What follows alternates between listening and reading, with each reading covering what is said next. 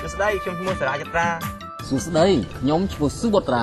ពេលដែលខ្ញុំសម្ដែងជាតួអង្គពិសេសនៅក្នុងរឿងរស់ជីវិតខ្ញុំបានជួបជាមួយអ្នកទុកមេរោគអេដសច្រើនដើម្បីស្វែងយល់អំពីចរិតតួអង្គរបស់ខ្ញុំបានធ្វើការជាមួយអ្នកទុកមេរោគអេដច្រើនឆ្នាំមកហើយដូច្នេះហើយទើបខ្ញុំពេញចិត្តសម្ដែងជាតួអង្គព្រះសង្ឃនៅក្នុងរឿងរស់ជីវិតព្រោះខ្ញុំអាចធ្វើឲ្យទស្សនិកជនបានយល់ដឹងអំពីការជីវិតគួរឲ្យអស់សំណើចណាស់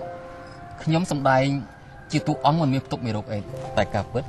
ខ្ញុំមានផ្ទុកហើយចំណែកខ្ញុំវិញដើរតួជាអ្នកផ្ទុកមេរោគអេដប៉ុន្តែធាតុពិតខ្ញុំអត់មានទេអាត្មាមិនដឹងទេអាត្មាសុំទោស